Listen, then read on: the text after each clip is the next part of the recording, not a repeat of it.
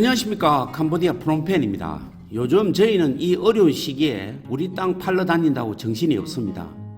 저희가 사업 건물을 완공하기 위해 모든 현금을 쏟아부었고 거기에 더해 부족한 자금을 일부 은행에서 빌려 사용하였습니다. 저희 생각은 사업 건물이 완공된 시점이 코로나 시국이 종료된 시기라 내심 임대에는 큰 문제가 없다고 생각했었습니다. 그것은 저의 완전한 착각이었고 코로나가 끝나도 세상은 다시 원상복구되지 않았고 오히려 더 어지러운 세상 속에서 더 큰 경제 위기가 성큼 다가오고 있는 위기감을 느끼고 있습니다.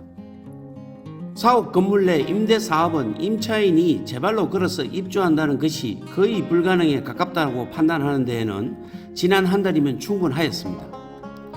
이제 와서 왜 이런 시기에 건물을 지었는지 후회가 되기도 합니다만 다 늦은 일. 저희 회사 80여 명의 전 직원이 모두가 살아남기 위해 회사 보유 부동산 전부를 팔려고 내놓았습니다. 뭘 다 판매하겠다는 것은 아니며 이 중 한두 곳이라도 매각되길 바랄 뿐입니다. 이러는 가장 큰 이유는 지금 캄보디아 경제 상황이 외부에서 보시는 것보다 더 심각한 상황인데 문제는 지금이 아니라 내년이 더 걱정입니다. 기다리면 돌아올 것이라고 새끼손가락 걸고 약속한 중국은 지금 아무런 희망조차도 보이지 않고 자기 밥숟가락 들기도 힘든 상황이며 그간 이곳 부동산 및 건설 현장의 60% 이상을 책임지며 벌려놓은 온갖 민간 사업들은 중단된 채 고사 직전에 있습니다. 꼭 중국만 예를 들 것은 아니라 지금 이곳 건설 현장은 내 외국인 건설사 할 것 없이 공사가 중단되었거나 아니면 지연 공사 중에 있습니다. 그리고 중국 기업 포함 그들이 짓담한 도심 속 고층 건물들은 흉물스런 괴력이 되어가고 있는 상황입니다.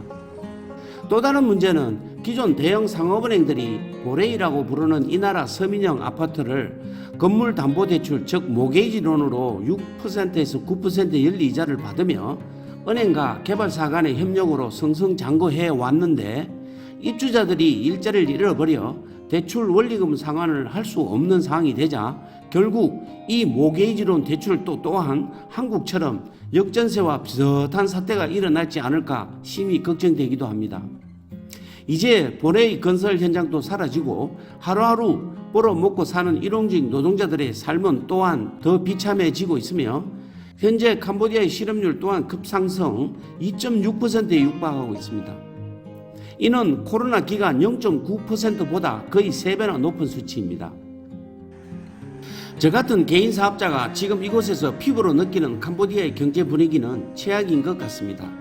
만약 지금 이 순간 캄보디아로 사업 진출을 노리고 있는 시청자가 계시다면 지금이 아니니 내년 중반 이후에나 고려하셔도 늦지 않을 것입니다. 적어도 제가 생각하기에는 내년 말까지 이 나라 경제가 회복돼 긍정적인 요소는 하나도 없습니다. 캄보디아로서는 참으로 힘겨운 2024년 내년 한 해가 될 것으로 전망됩니다. 여기에 더해 현실은 권력 이양 시기의 레임덕의 현상과 해외 투자가 끊기고 정부부터 돈이 없다 보니 공무원들이 기업인들을 바라보는 시선 자체가 수악해지고 있습니다.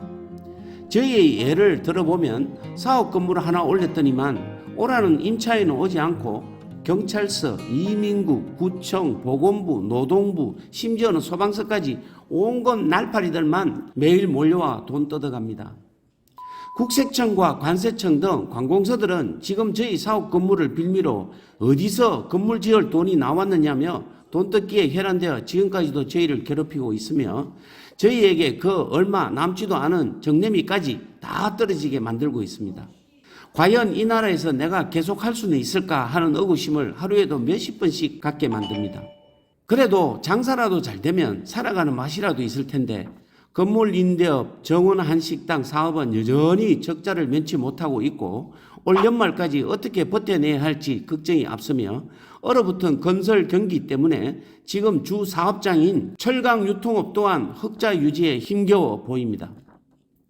살아남으려면 누구 말씀처럼 아내와 자식 빼고 모두 팔아치우라는 것 밖에는 다른 대안이 없는 현실입니다. 지금같이 캄보디아 경제 현실이 내년 말까지 계속된다면 이런 거지 같은 경제 상황 하에서 솔직히 버틸 자신은 없습니다. 그래서 지금부터라도 자산 매각을 통해 버틸 자금을 준비하자는 것입니다. 지금 저희 회사는 아파트 포함 보유자산 13곳 모두를 부동산 시장에 내놓았고 매각 토지 현장에도 광고판을 내걸었습니다. 금년 중에라도 제발 한두 개만이라도 판매되어 살아남을 수 있기를 바랄 뿐입니다. 그리고 건물 임대 또한 입주 후 일정 기간 무료로 모든 임차인들에게 사무실 및 근린시설 공간을 제공하기로 결정하였습니다. 무료 임대를 해서라도 빌딩에 사람 사는 공간으로 만들어 보겠다는 것이 저희 생각입니다.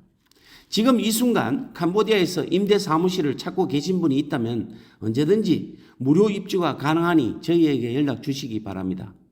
만약 부동산 매각마저 예의치 않는다면 정말 하고 싶지는 않지만 은행에 또 추가 대출을 받아야 할지도 모르겠습니다.